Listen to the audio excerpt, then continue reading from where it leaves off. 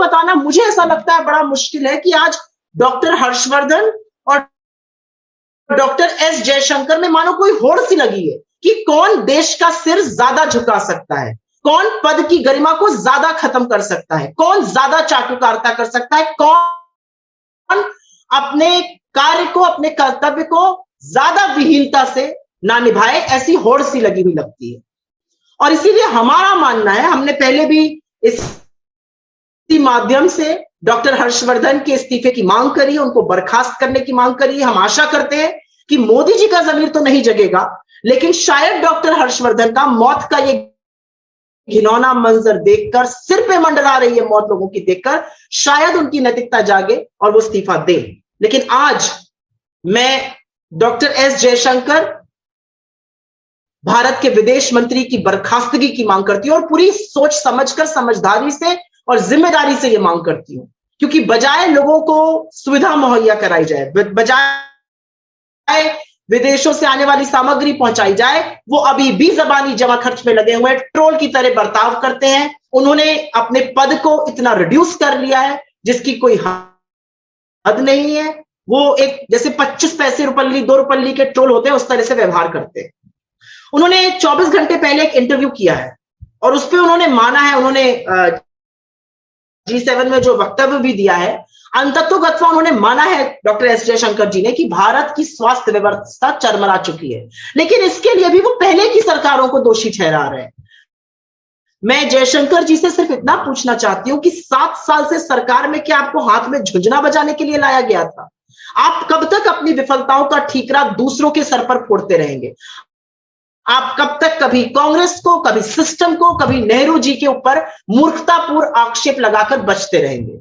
इस देश ने आपको जिम्मेदारियों का निर्वाह करने के लिए चुना था। इस देश ने आपको जिम्मेदारियों से भागने के लिए, दुख और संकट में हाथ घसीटने के लिए, ऊटपटांग बातें करने के लिए, 2 रुपल्ली के ट्रोल बनने के लिए नहीं चुना था। बहुत गंभीर मुद्दे पर बात करना चाहती हूं और बात इसलिए करना चाहती हूं क्योंकि आज दुनिया इसके बारे में बात कर रही है, चाहे वो CNN हो, चाहे वो न्यूयॉर्क टाइम्स हो, चाहे वो टाइम मैगजीन हो, सब लोग इसके बारे में उल्लेख कर रहे हैं।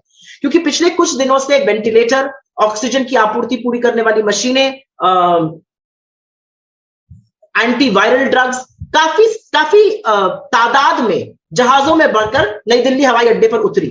पर वो कहां गई, किस तरह से उनका वितरण हुआ, ये किसी को नहीं पता है। उसमें से कुछ सामान आज भी कस्टम्स में क्यों अटका हुआ है, क्यों एयरपोर्ट, नई दिल्ली के एयरपोर्ट के हैंगर में अटका हुआ, ये किसकी जिम्मेदारी है? मीडिया के माध्यम से कुछ चीजें उजागर हुई हैं और उसको मैं साझा करना चाहती हूं। मैं सोच भी नहीं सकती हूं कि जब ये सामान आया उसके बाद भी कोई प्रोटोकॉल, कोई गाइडलाइन इनके वितरण के लिए नहीं थी। आवंटन और समन्वय में इसलिए देरी हुई क्योंकि उसका कोई दिशा निर्देश ही नहीं था।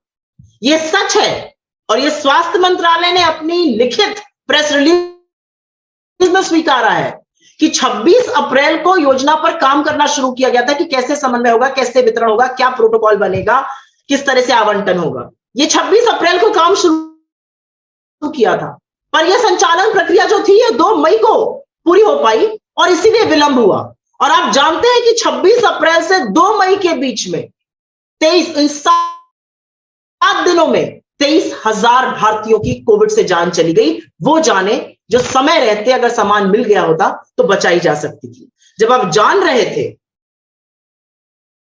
कि विदेशों से सामान आ रहा है तो आपने गाइडलाइंस क्यों नहीं बनाई? आपने स्टैंडर्ड ऑपरेटिंग प्रोसीजर्स जिसको कहा जाता है, SOP, वो क्यों नहीं बनाए? आप किस चीज का इंतजार कर रहे थे कि 23,000 लोगों की मौत हो जाए? दुख के साथ कहना पड़ता है कि राहुल गांधी जी ने और कांग्रेस पार्टी ने बार बार पूछा था कि विदेश से आने वाली सहायता की सामग्री आखिर कहां जा रही है, इसके बारे में एक विस्तृत जानकारी देश को मिलनी चाहिए। पर वह तो नहीं हुआ वो जिसका हमें डर था। हमेशा की तरह आपकी गलत नीतियों का खामियाजा आज देश भुगत रहा है। आज भी लोग ऑक्सीजन की कमी से मर रहे हैं, ऑक्सीजन उनको मुहैया नहीं हो रहा जहां चाहिए था। मैं उदाहरण का एक तौर पर आपको बता देती हूँ, लेडी हार्डिंग हॉस्पिटल में आपने 260 ऑक्सीजन कॉन्सेंट्रेटर्स भेज दिए गए, वहां इतने की जरूरत ही नहीं थी। तो कौन है वो जो बैठ के तय कर रहा है कि कैसे, कितना, कहां सामान जाएगा, किसको जरूरत है? मैपिंग कौन कर रहा है? कहां से सेंटर बना है, कोई तो सेंटर होगा ना इन चीजों का, कि इतना सामान आया, ये डॉक्यूमेंटेशन हुआ, इतना सामान आगे निकल गया, किस राज्य में गया, किस अस्पताल में गया, किसी अस्पताल में गया तो वहां क्यों गया, दूसरे अस्पताल में क्यों नहीं गया। ये तो बहुत ही ऑब्जेक्टिव पैरामीटर्स पे होना चाहिए, ये क्यों नहीं हो रहा है, ये सवाल तो पूछना बनता है ना। आज पारदर्शिता की जरूरत। मोदी जी, समिति तो गठित होनी चाहिए और जांच तो होनी चाहिए, पर पता है किसकी जांच होनी चाहिए? आप लोगों की जांच अवश्य होनी चाहिए कि कैसे आपकी सरकार की विनाशकारी हैंडलिंग के चलते लोगों की मौत हुई, कैसे संकट गहराया आपकी विफलताओं के चलते, कैसे ये जो घातक प्रभाव थे इनको कम किया जा सकता था अगर उचित कदम समय रहते उठाए गए होते। जरूर इसकी जांच होनी चाहिए। इस पर बैठाइए एक समिति, बैठाइए एक कमेटी, और अगर दम है तो कराइए ये जांच। आज से ठीक 6 हफ्ते पहले, और ये साइंटिफिक बात है, आज 2 चीजें उजागर हुई है, इसके बारे में हम जरूर एम्फसाइज करके बोलना चाहते हैं।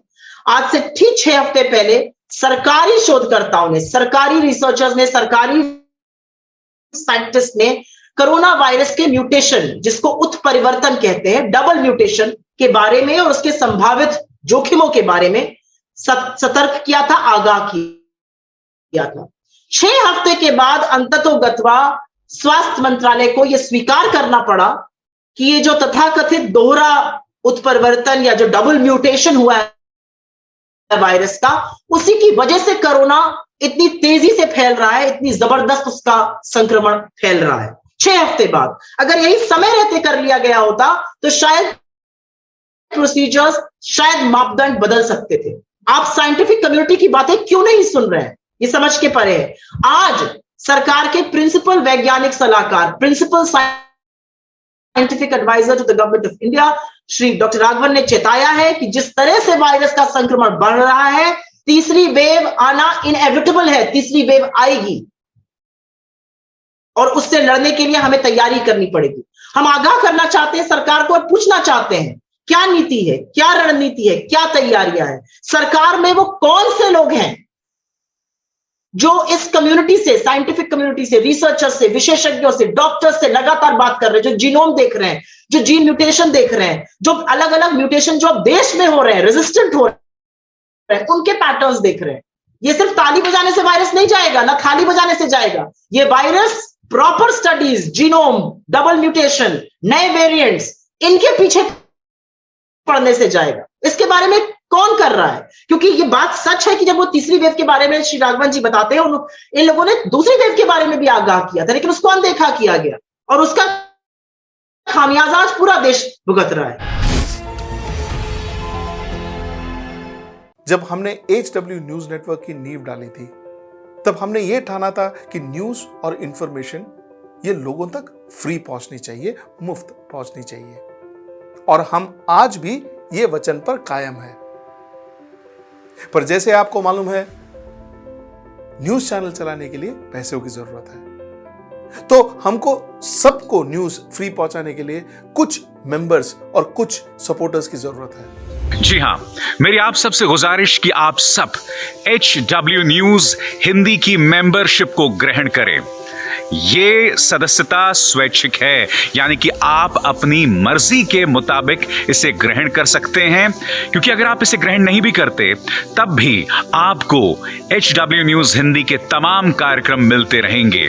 मगर अगर आप चाहते हैं कि आजाद न्यूज जो है वो मजबूत हो, अगर आप चाहते हैं कि वो न्यूज जो सत्ता से सवाल पूछती है वो मजबूत हो, तो जरूर बने HW न्यूज हिंदी के सदस्य।